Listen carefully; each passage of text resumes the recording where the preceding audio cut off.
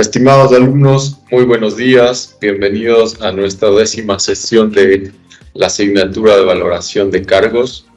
El día de hoy vamos a revisar la última parte de nuestra matriz de valoración que habíamos empezado en las clases anteriores. Así que voy a proceder a compartirles la matriz para iniciar desde donde nos habíamos quedado. Como recuerdan, tenemos dentro de nuestra matriz de valoración algunas categorías importantes en las cuales vamos a ir puntuando los factores relacionados con las categorías y a su vez estos factores se descompondrán en ciertos subfactores que hacen parte de este proceso de valoración. En nuestra última sesión habíamos avanzado con los factores de responsabilidad, de conocimientos y comprensión. Y ahora nos toca evaluar el factor de aptitudes. Dentro de las aptitudes encontraremos la destreza, la minuciosidad, las aptitudes sensoriales, la capacidad para plantear ideas y soluciones. Y tenemos estos 4 subfactores principalmente dentro de nuestro factor general aptitudes. Vamos a iniciar con la primera. Recordemos que estamos realizando la valoración en base al ejemplo del jefe de talento humano que constituye nuestro proceso de análisis para esta matriz. En cuanto a la destreza, que sería nuestro subfactor 2.1, tenemos que evalúa el recurso a la precisión y la velocidad y el nivel de coordinación tanto en manos, dedos como en otras partes del cuerpo para desempeño del trabajo. Entonces, para tener una guía, recordemos siempre revisar los ejemplos que nos propone la matriz.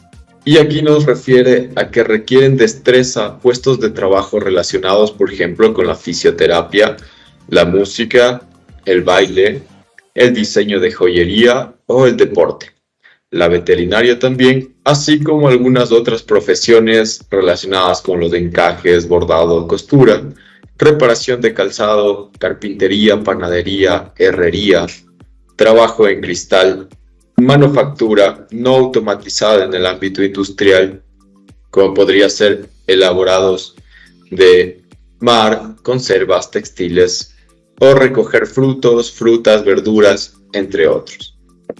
Como vemos, es una actividad bastante operativa, es decir, requiere mucho la destreza en cuanto a la manipulación de objetos que tiene que ver con sus manos en este caso específicamente, ¿no?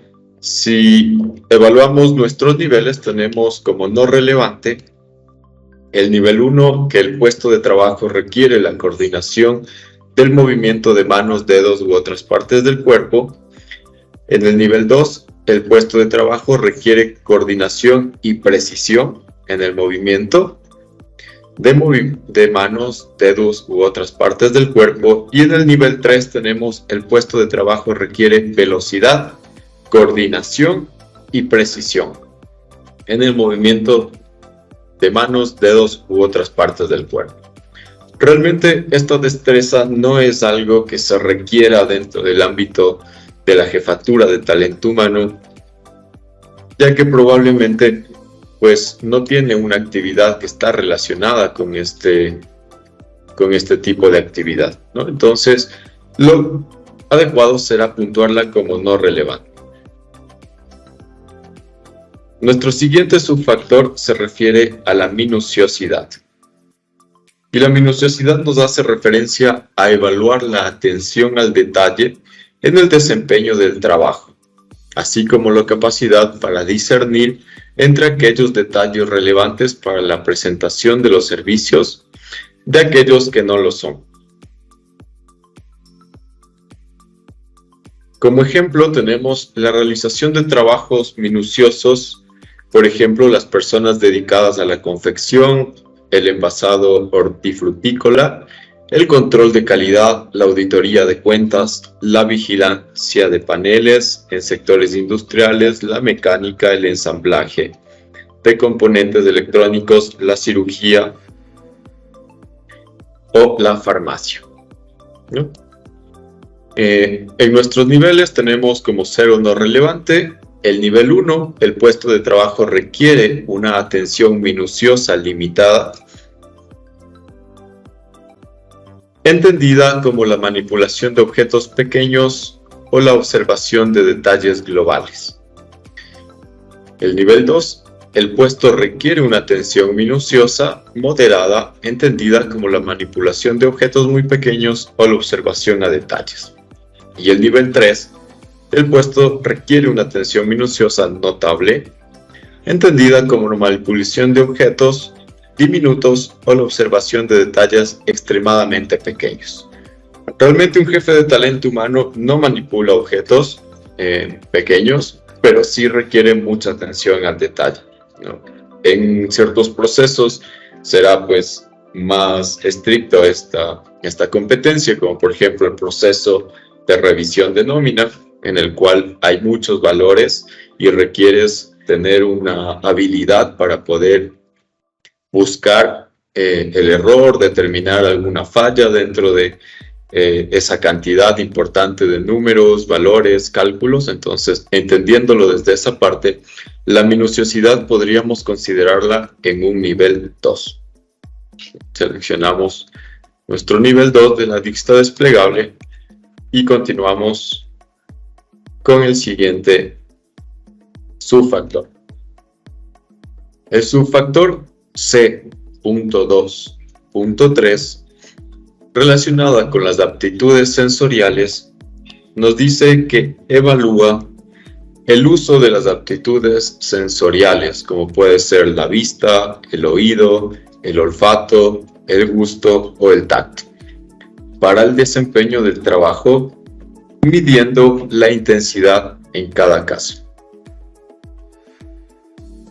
Entre los puestos de trabajo que requieren el uso de aptitudes sensoriales se encuentran los relativos a la decoración de espacios, la elaboración de perfumes, la música, la cocina, la cata, el diseño gráfico, ¿no? Todas estas actividades que tienen que ver con una percepción sensorial a través de cualquiera de nuestros sentidos, pues son importantes evaluarlas en este subfactor. Como niveles tenemos nivel 0, no relevante, nivel 1, el puesto requiere un uso limitado de aptitudes sensoriales, nivel 2, el puesto requiere un uso moderado de aptitudes sensoriales, y nivel 3, el puesto requiere un uso notable de aptitudes sensoriales.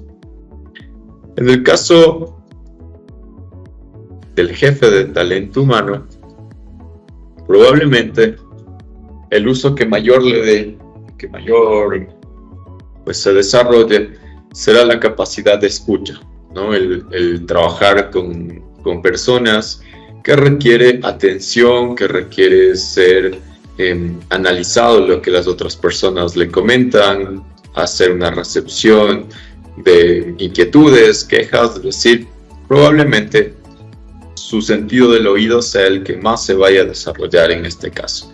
Por lo tanto, podríamos ubicarle en un nivel 2, refiriéndonos a esta parte que requiere un uso moderado de aptitudes sensoriales, específicamente pues del sentido del oído, ¿no? Ubicamos el nivel 2 y continuamos con nuestro siguiente subfactor. El factor es el C.2.4, que es la capacidad para plantear ideas y soluciones. Nos dice este subfactor que mide la complejidad y la heterogeneidad de las situaciones o los problemas que surgen en el puesto de trabajo, así como la habilidad requerida para plantear o hallar sus soluciones.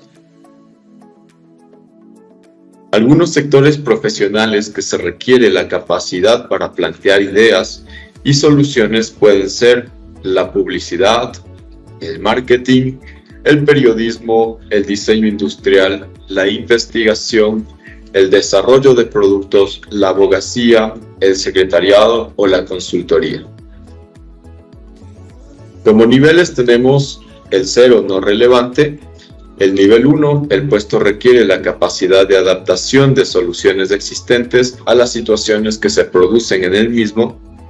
El nivel 2, el puesto requiere el planteamiento de soluciones específicas a las situaciones que se producen en el mismo a partir de los conocimientos generales propios del sector de la actividad.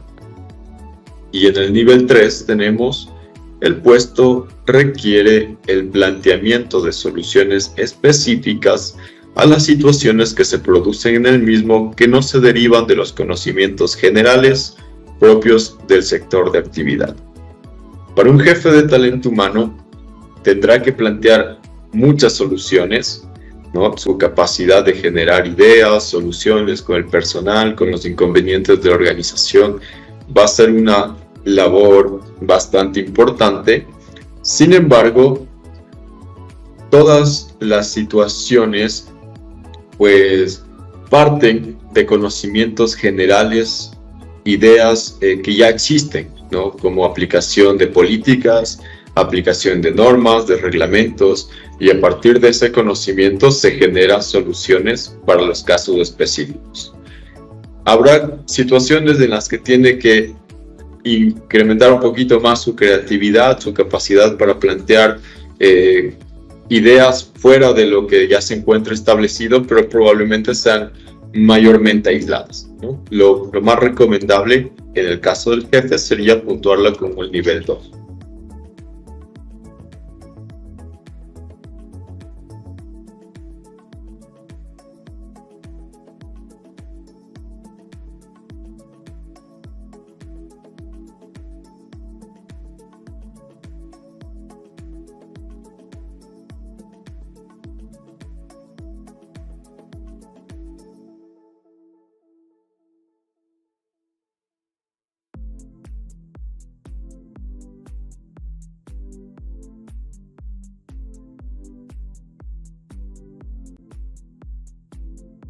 Nuestra siguiente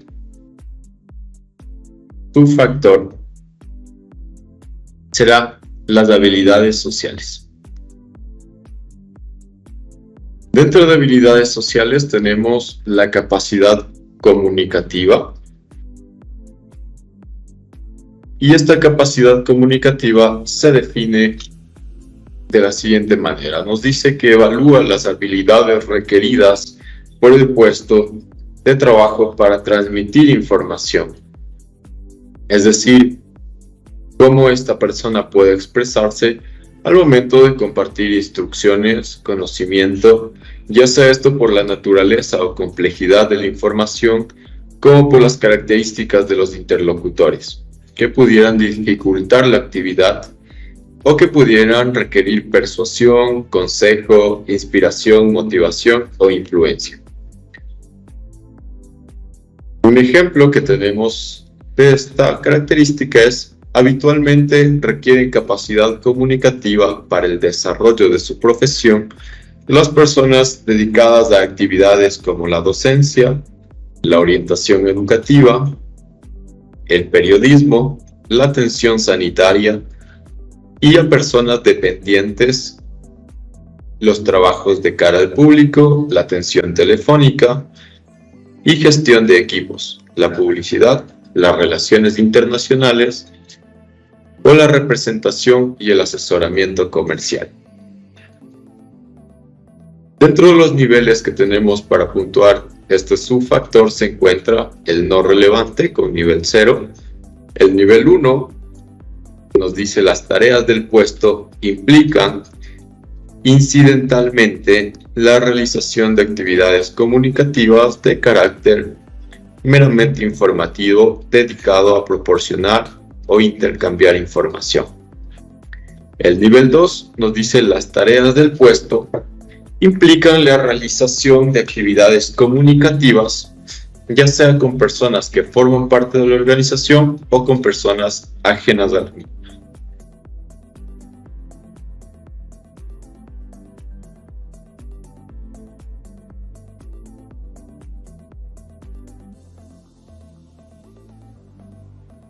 Y el nivel 3 nos dice que las tareas del puesto implican la realización de actividades comunicativas de gran dificultad, ya sea por su contexto, es decir, por ejemplo, discusiones, negociaciones técnicas o persuasivas. Las personas a las que se dirige pueden ser niños, niñas, personas dependientes, o casos muy extremos en cuanto a problemas, o la complejidad de la información que se debe transmitir. Bajo este contexto, el jefe de talento humano es un cargo que va a ser prácticamente uno de los portavoces principales de la organización, tanto internamente hacia los colaboradores como externamente con otras instituciones.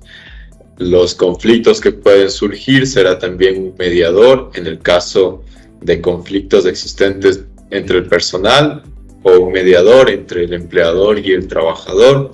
Es decir, es una persona que requiere una capacidad comunicativa bastante desarrollada, ¿no? Por esta razón, vamos a puntuar en un nivel 3.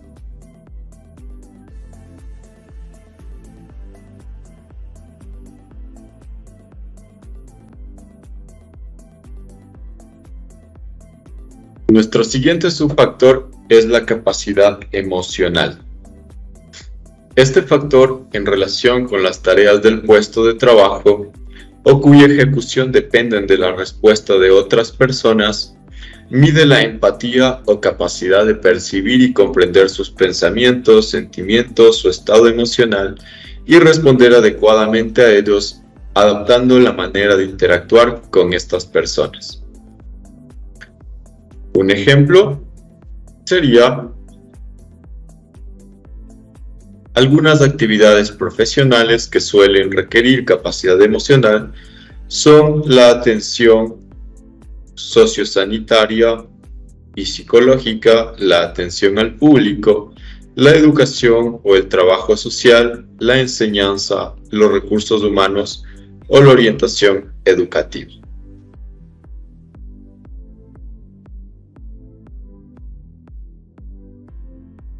Como vemos dentro del ejemplo, nos menciona ya la importancia que tendría para recursos humanos de esta capacidad emocional, ¿no? Por lo tanto, revisando los niveles, tenemos un nivel no relevante, un nivel 1, con la ejecución de las tareas del puesto, requiere ocasionalmente percibir, comprender y responder adecuadamente a los pensamientos, sentimientos y estado emocional de otras personas. En un nivel 2, la ejecución de las tareas del puesto requiere frecuentemente percibir, comprender y responder adecuadamente a los pensamientos, sentimientos y estado emocional de otras personas. Y el nivel 3, la ejecución de las tareas del puesto requiere constantemente recibir, comprender y responder adecuadamente a los pensamientos, sentimientos y estado emocional de otras personas. Considero que para un jefe de talento humano es una actividad frecuente el estar en contacto con las personas de la organización y con los líderes también de la empresa. Por lo tanto, es una actividad que frecuentemente requerirá esta capacidad emocional, ¿no? Evaluando pues de manera global, pues podríamos ubicarla como un nivel 2.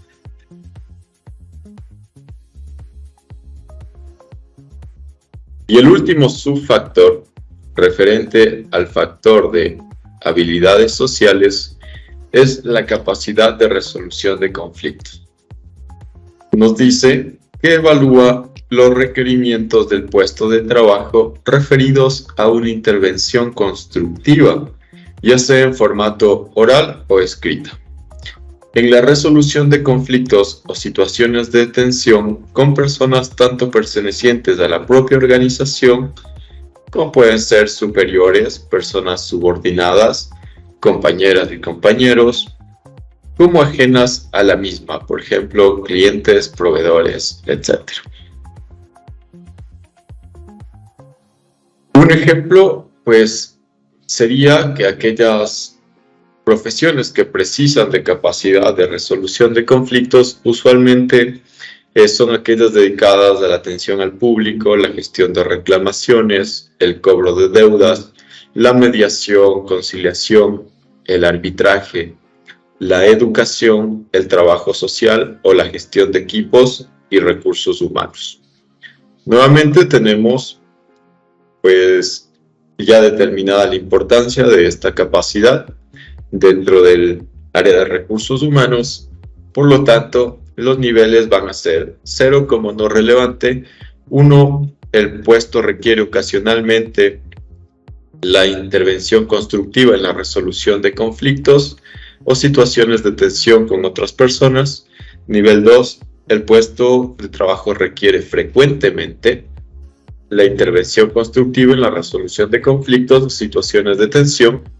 Y el nivel 3, el puesto de trabajo requiere constantemente la intervención constructiva en la resolución de conflictos a situaciones o tensión con otras personas. Dependerá mucho, ¿no?, aquí de qué tan conflictiva también sea la organización, los trabajadores, las personas que se desarrollan, el giro de negocio en sí. Pero hablando de una organización dentro de un rango medio, podríamos ubicarla igualmente en un nivel 2. Frecuentemente va a requerir de esta competencia.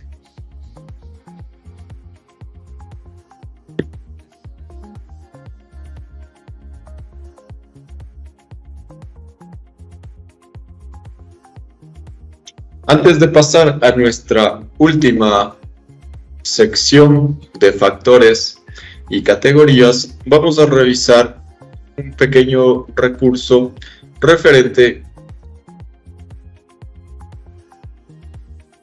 a los métodos de valoración, ¿no? Será una lectura, en este caso, para poder determinar esta metodología que hemos estado llevando a cabo, hacer un recuento de nuestro proceso de compensación. Así que vamos a escuchar y seguir la lectura de esta parte.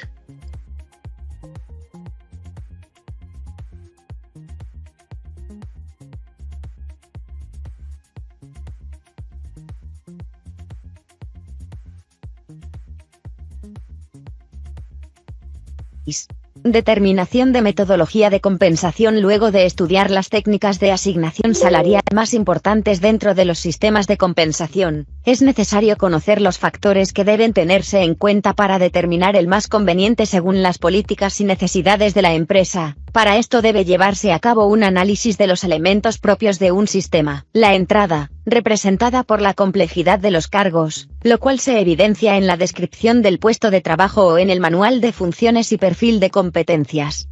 El proceso, representado por las diversas actividades que se deben ejecutar para interpretar y valorar con objetividad la importancia de los cargos y el desempeño individual y o grupal. Sistemas de compensación técnicas cuantitativas 199. Las salidas, representadas por la estructura de compensación que servirá de guía para la asignación de salarios, como también el modelo de evaluación del desempeño en la organización. Por ser el sistema de compensación un sistema de tipo dinámico, este debe estar sujeto a la evaluación periódica que permita hacerle los ajustes necesarios para su mantenimiento y efectividad en la aplicación. 4.7. Metodología de implementación de las técnicas de compensación. La metodología para la implementación de las técnicas salariales que se describe a continuación ha sido validada en varias asesorías, con resultados favorables en este tipo de estudios, por lo tanto debe tratarse cuidadosamente para lograr aplicarla con efectividad, debido a que lo que se maneja es el dinero de los dueños de las empresas destinado a atraer, mantener y motivar a las personas que harán posible el crecimiento de la organización. A continuación se describen los pasos que se deben seguir para la implementación de esta metodología. Paso 1. Una vez acordada la persona que va a realizar el proyecto, esta debe estudiar cuidadosamente la política y los objetivos de la empresa relacionados con el desarrollo del talento humano, a fin de interpretarlos y mantenerlos como marco de referencia en la implementación de todo el proceso. Paso 2. Acordar las reglas del juego que se van a tener en cuenta durante y en la implementación del modelo de compensación, con el fin de evitarle problemas de tipo laboral a la empresa. Paso 3. Contar con un comité variable de compensación, compuesto por personal clave de la organización, el cual trabajará en todas o en algunas de las etapas del diseño e implementación, teniendo en cuenta que la última palabra en asuntos.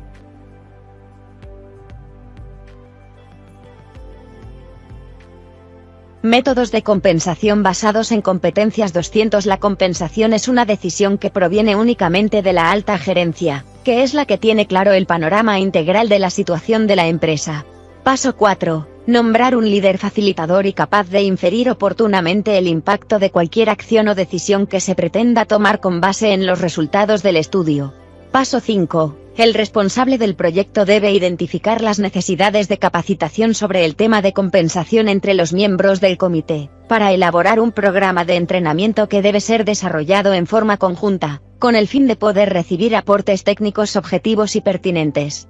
Paso 6. Elaborar un plan de trabajo junto con el comité, a fin de hacerlo cumplir con el menor número de ausentismos posibles, los cuales deben ser plenamente justificados, con el propósito de mantener el interés y ritmo de trabajo según lo establecido.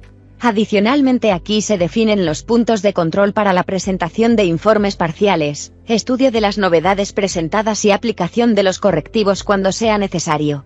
Paso 7. Elaborar 2 o 3 escenarios posibles, haciendo uso de los resultados arrojados por el modelo de compensación desarrollado, con el fin de que el responsable de tomar la decisión los analice, y decida cuál es el más conveniente para el logro de los objetivos corporativos. Paso 8. Asesorar a los responsables de implementar la alternativa escogida, después de haber hecho los ajustes recomendados, y haber sido presentada por la alta gerencia a los empleados de la empresa.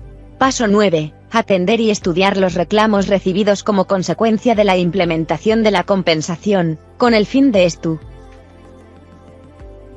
Sistemas de compensación técnicas cuantitativas. 201. Cuidadosamente, junto con los responsables, para reconsiderar cada caso por separado en forma objetiva.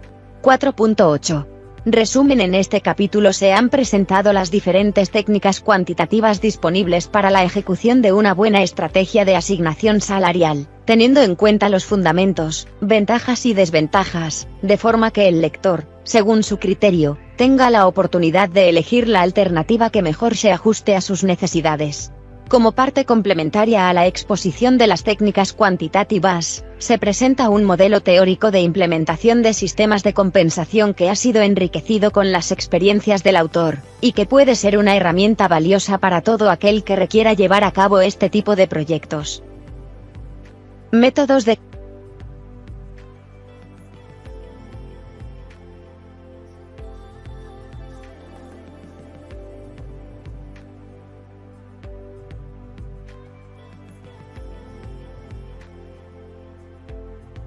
Como vemos en este recurso, pues nuevamente se destaca la importancia de elaborar o de formar un comité encargado de este proceso de valoración, ya que será el responsable directamente de evaluar de manera objetiva todos los cargos de la empresa y por lo general deberán estar conformados por representantes tanto de los empleadores como de los trabajadores.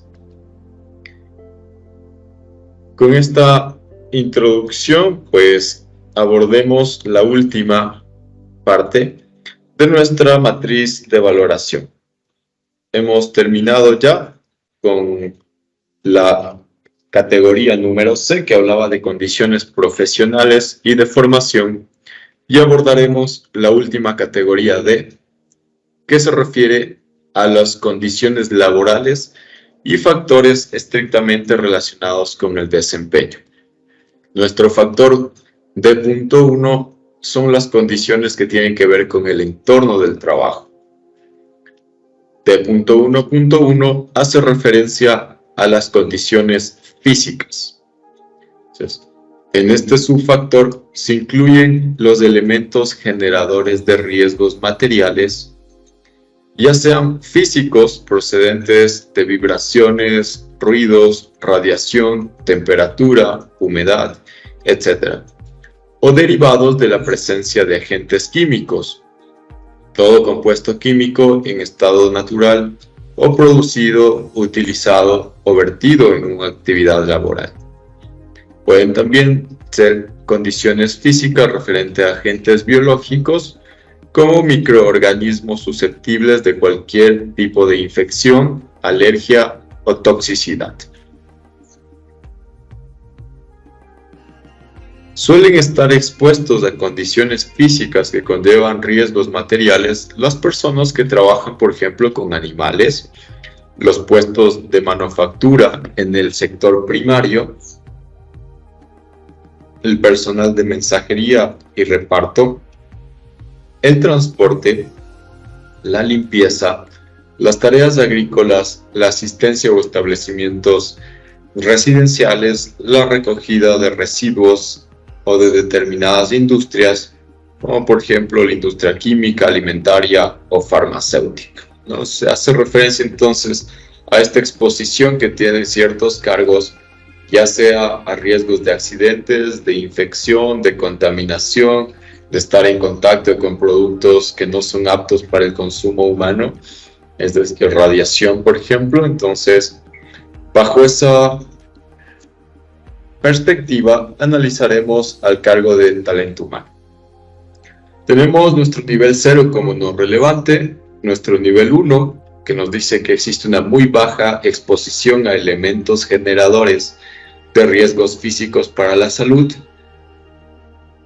Tenemos un nivel 2, que existe una baja exposición a alimentos generadores de riesgos físicos para la salud. El nivel 3 nos habla de una exposición moderada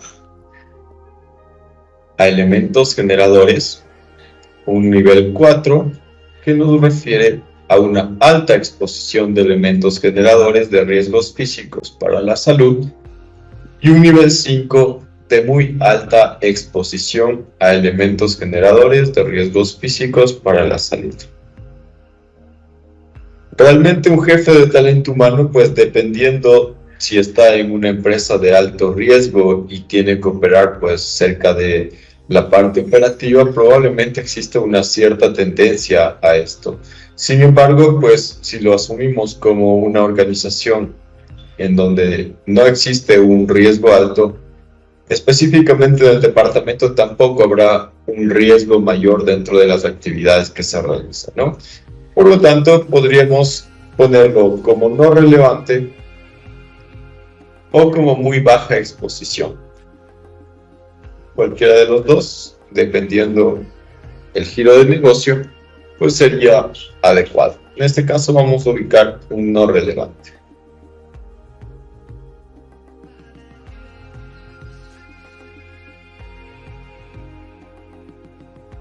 Tenemos el nivel D.1.2, que se refiere a las condiciones psicosociales. Este es un factor, valora la existencia de riesgos psicosociales como por ejemplo el aislamiento físico o geográfico, los trabajos monótonos o repetitivos, las tareas que derivan con cierta probabilidad en problemas o conflictos, el acoso. También se incluye pues el acoso sexual o por razones de sexo, el estrés o ansiedad, los trabajos que conllevan trato con público, clientela, proveedores, compañeras o compañeros, etc. Se incluye asimismo los riesgos psicosociales que emergen ante las nuevas formas de trabajo, como el tecnoestrés o la fatiga informática. Algunas profesiones que suelen estar expuestas a riesgos psicosociales pueden ser el personal sanitario, de atención y ayuda a domicilio, las personas dedicadas al trabajo de la educación social o la hostelería. En temas psicosociales, y bueno, enfocándonos en la parte de conflictos que pudieran surgir, que pueden afectar obviamente la salud del colaborador, pues podría entenderse que el jefe de talento humano sí está expuesto a un riesgo de este tipo, ¿no? Lo confirmaremos con los niveles. Tenemos un nivel 0 de no relevante, tenemos un nivel 1 de muy baja exposición, en este caso a riesgos psicosociales, moderada exposición, en el nivel 2 baja exposición a condiciones psicosociales.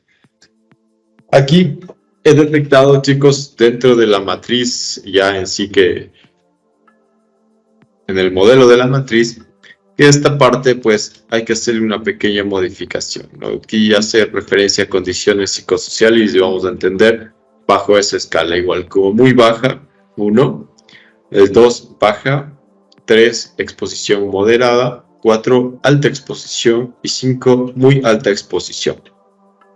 Podemos decir que un jefe de talento humano tendrá una exposición moderada a riesgos y condiciones psicosociales que pudieran afectar su salud. Aquí tenemos un cuadro de doble entrada igualmente. Recuerden que en estos cuadros lo que hacemos es identificar primero la probabilidad, es decir, es probable que se dé, y la gravedad. En el caso de que se llegara a ocurrir, puede ser grave, ya que los conflictos ocasionados pueden ser de diverso tipo, ¿no? De los más simples de solucionar hasta problemas tal vez un poco más complicados de resolverlos, un poco más complejos en su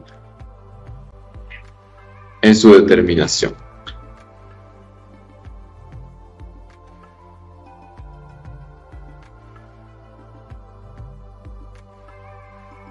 Luego tenemos el factor de condiciones organizativas.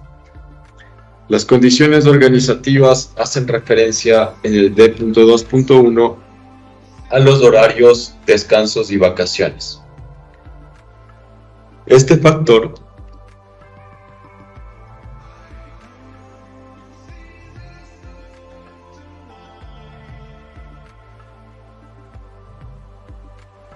valora la necesidad de adaptación a la realización de horarios de trabajo irregulares o inusuales. Por ejemplo, un trabajo nocturno, un trabajo por turnos, así como la afectación a las posibilidades de disposición de tiempo de descanso.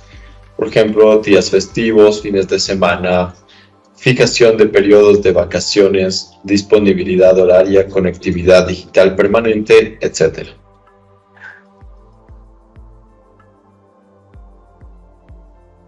Suelen estar expuestos a riesgos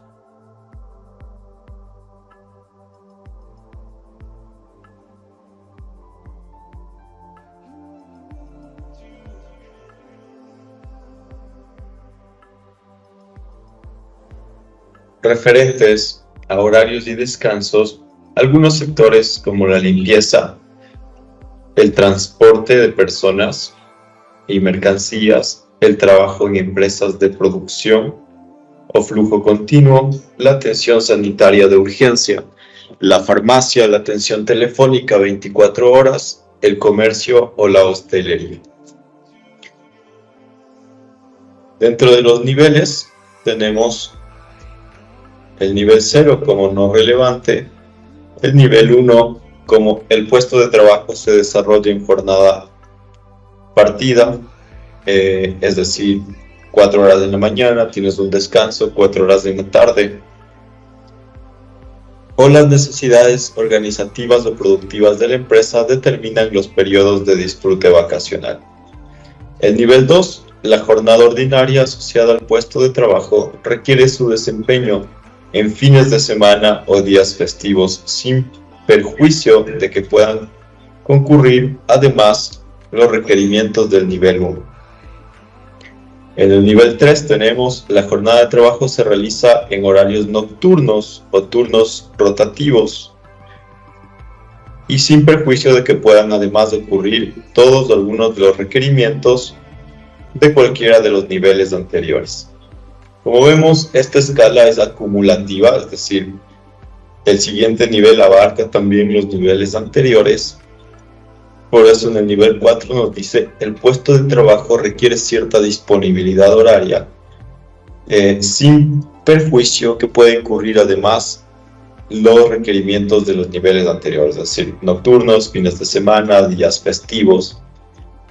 Y el 5, el puesto de trabajo requiere conectividad digital permanente o disponibilidad horaria continua, incluso fines de semana, festivos, vacaciones, sin perjuicio de que puedan concurrir además todos o algunos de los requerimientos de cualquiera de los niveles anteriores.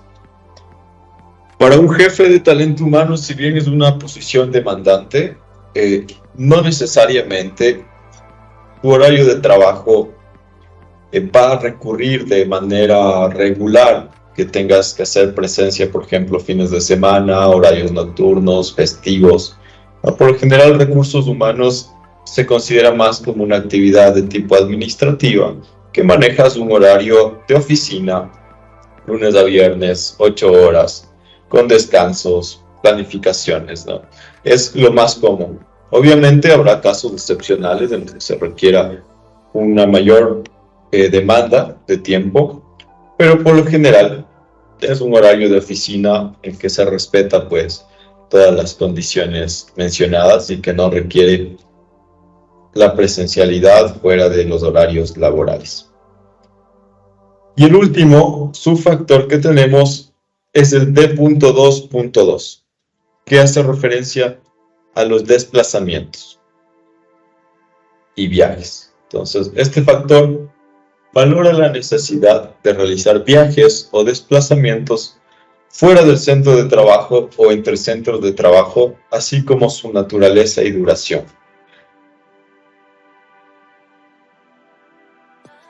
Por ejemplo, algunas profesiones que requieren la realización de desplazamientos o viajes son la representación comercial, la realización de visitas turísticas, guiadas, el periodismo, la competición deportiva, la mensajería, la limpieza o la atención en el domicilio. Dentro de los niveles tenemos nivel 0 como no relevante. Nivel 1, el puesto requiere de forma ocasional la realización de desplazamientos fuera del centro de trabajo durante la jornada. Nivel 2, el puesto requiere habitualmente la realización de desplazamientos fuera del centro de trabajo durante la jornada. Nivel 3, la jornada ordinaria se desarrolla en distintos centros de trabajo, requiriendo el desplazamiento entre estos o bien requiere viajes sin pernoctación que suponen un alargamiento de la jornada diaria.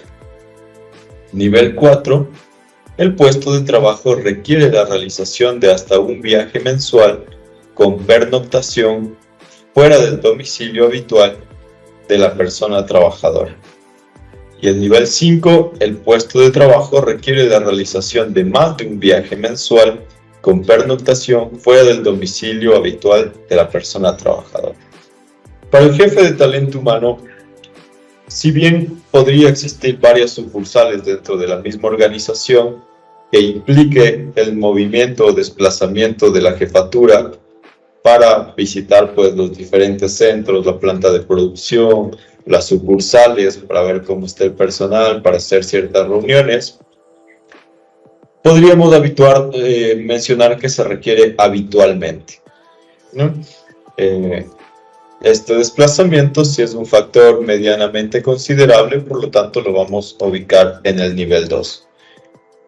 Y este último que dice otros, recordemos, únicamente en el caso de que como organización necesitemos incluir otros factores que no estén mencionados ni relacionados con todos los que hemos visto, existirá un campo en el cual vamos a determinar otros. En el caso de que no, pues simplemente lo marcamos como no relevante y lo dejamos vacío.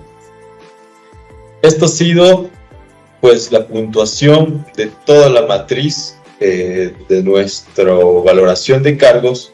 Como vemos, es una matriz bastante completa, es extensa, porque el objetivo del ministerio en este caso fue desarrollar una herramienta que sea completamente útil y aplicable primero a todas las organizaciones, que englobe todos los giros de negocio que podrían presentarse y también que englobe pues todas las actividades de los cargos en las diferentes secciones. Por lo tanto, es un documento sumamente elaborado, completo, y que nos servirá pues para hacer un análisis general a detalle de cada uno de los puestos. Nunca nos olvidemos, una vez terminemos de ir generando nuestra calificación, darle en guardar. El disquete que se encuentra arriba nos direccionará nuevamente a la parte de los listados de puestos valorados. Y con esto tenemos ya valorado nuestro primer puesto, que sería el jefe de talento humano. Este procedimiento debemos llevarlo a cabo con los diferentes cargos que tiene nuestra organización.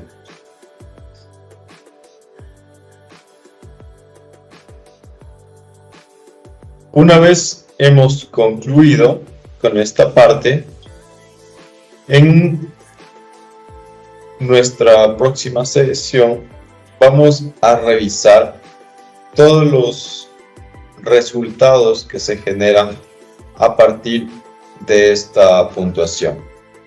¿Sí? Tenemos desde la parte de agrupaciones y demás, y ya lo haremos con una matriz que se encuentra pues puntuada por completo con varios cargos para tener una idea de cómo se tendría la estructura general de nuestra matriz de valoración. Vamos a finalizar con algunas conclusiones y también con un recurso que nos permitirá tener un resumen de acerca de los métodos de valoración que hemos trabajando a lo largo de la unidad y de la asignatura. Por favor, pongamos atención a este recurso y nos reunimos para dar conclusiones finales al finalizarse el mismo.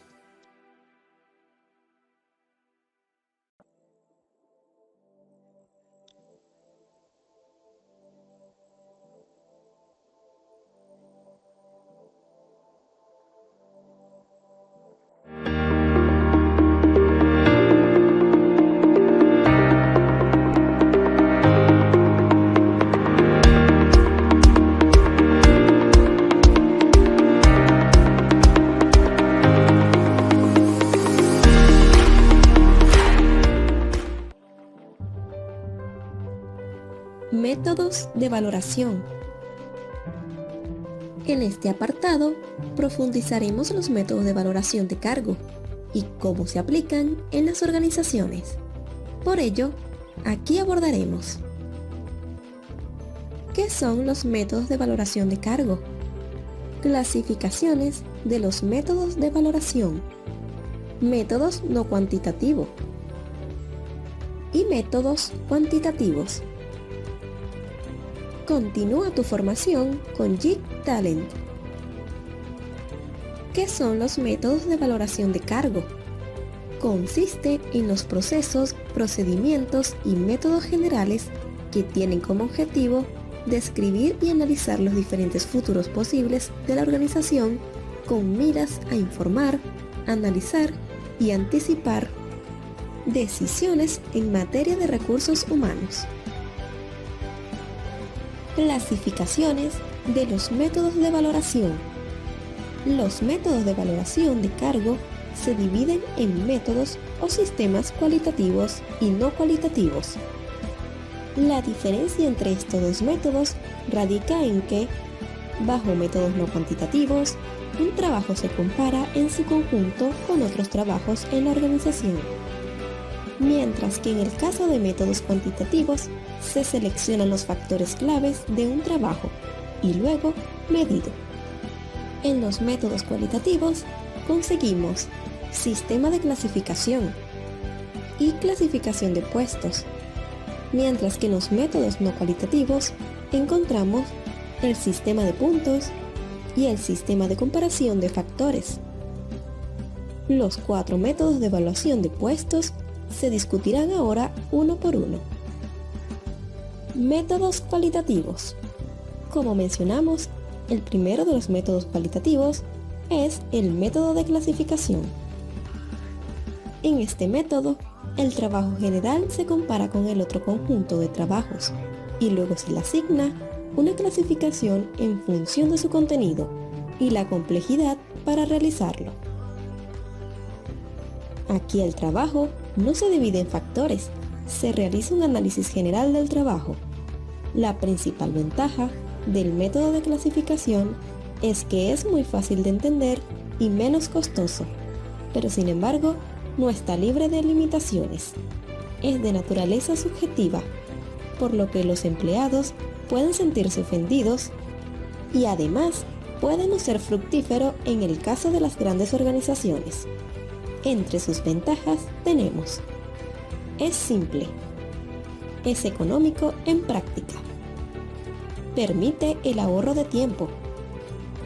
Entre sus desventajas tenemos: no presenta un método estricto, no permite medir la diferencia de trabajo, es poco manejable cuando se trabaja con gran cantidades de personas. Pasos para desarrollar métodos de clasificación. Este método es apropiado para organizaciones de pequeño tamaño, donde los trabajos son simples y pocos. Analizar y describir puestos de trabajo, destacando aquellos aspectos que se utilizarán para comparar puestos de trabajos. Identificar trabajos de referencia. Estos pueden ser los trabajos menos y más importantes, un trabajo a medio camino entre los dos extremos y otros en los puntos intermedios más altos o más bajos. Clasifique todos los trabajos de la organización en torno a los trabajos de referencia hasta que todos los trabajos se coloquen en su orden de importancia. Divida todos los trabajos clasificados en grupos o clasificaciones apropiados considerando las características comunes. Todos los trabajos dentro de un grupo o clasificación en particular reciben el mismo salario o rango de tarifas. En este método, los grados o clases de trabajo son establecidos por un organismo o comité autorizado designado para este propósito. Un grado de trabajo se define como un grupo de trabajos diferentes de dificultad similar o que requieren habilidades similares para realizarlos. Las calificaciones del puesto se determinan sobre la base de la información derivada del análisis del puesto. Ventajas. Es un método fácil de entender y de operar. Es económico y por lo tanto adecuado para pequeñas organizaciones. La agrupación de trabajos en clasificaciones facilita la administración de los problemas de determinación de salarios. Este método es útil para trabajos gubernamentales. Desventajas. El método adolece de prejuicios personales de los miembros del comité. No puede ocuparse de trabajos complejos que no encajan perfectamente en un grado. Este método rara vez se utiliza en una industria. Para realizar este método, se reúne el comité de valoración. Se fija un grado para fijar la escala salarial. Este se plantea a través de habilidades, conocimientos y responsabilidades. Cada puesto de trabajo se coloca en su grado o clase correspondiente. Cree la serie de calificaciones laborales. Fije una tasa de salario o salario diferente para cada grado. Sistema de puntos. Bajo este método, el trabajo se evalúa y los rangos se dan sobre la base de una serie de factores. Cada trabajo se compara entre sí sobre factores constantes y se clasifica en consecuencia. A partir de entonces, se asignan puntos a cada uno de estos factores. Ventajas. Completo y preciso en la valoración de cargos. Minimizan los prejuicios y el juicio humano. Los trabajadores de la organización favorecen este método. Las escalas desarrolladas en este método se pueden utilizar durante mucho tiempo. Desventajas. es un método costoso. Es difícil de entender para un trabajador promedio. No es adecuado para trabajos de gestión. Para realizar este método, determine los trabajos a evaluar. Los trabajos deben cubrir todas las ocupaciones principales y los niveles de responsabilidad que cubrirá el método. Decidir los factores que se utilizarán para analizar y evaluar los trabajos. Es necesario restringir el número de factores porque demasiados factores dan como resultado un esquema demasiado complejo con superposición y duplicación entre factores. Define los factores claramente por escrito. Esto es necesario para garantizar que los distintos evaluadores de puestos interpreten un factor particular en el mismo sentido. Determine los grados de cada factor y asigne un valor en puntos a cada grado. Los valores de puntos se asignan a diferentes grados sobre la base de la progresión aritmética. Y finalmente, sume los puntos para dar el valor total de un trabajo. Sistema de comparación de factores. Es una combinación de métodos de clasificación y de puntos, en el sentido de que califica los trabajos comparándolos y realiza un análisis dividiendo los trabajos en factores compensables. Este sistema se usa generalmente para evaluar puestos administrativos, profesionales y gerenciales. Ventajas. Bueno, estimados alumnos, eso ha sido creo que todo por la clase de hoy. Hemos trabajado ya pues con toda la herramienta de matriz de valoración de cargos y hemos terminado de puntuar nuestro caso de ejemplo del jefe de talento humano. En nuestra próxima entrega revisaremos ya una matriz completa, evaluada en la mayoría de los departamentos de la organización, para que tengamos en cuenta cómo esto se traducirá en los resultados que nos genera la herramienta y qué aspectos indispensables debemos considerar dentro de este análisis de valoración como resultado final. También pasaremos de determinar una escala de puntos a la asignación retributiva o salarial y cómo hacer esa conversión a través de varias referencias, como por ejemplo tenemos los salarios mínimos sectoriales que corresponden a cada uno de los cargos. También tenemos como referencia la competitividad externa a través de estudios de mercado que nos permitan definir cuáles son los rangos acorde que se están manejando dentro de otras organizaciones para determinados cargos y así poder alinearnos con este rango salarial y que nuestra organización no quede en desventaja referente a otras empresas. Y también pues la tercera referencia es la puntuación que hemos obtenido dentro de nuestra valoración. Eso abordaremos en las siguientes clases. Así que muchas gracias por su atención. Por ahora ha sido todo y nos estamos viendo en nuestra próxima entrega. Una buena tarde.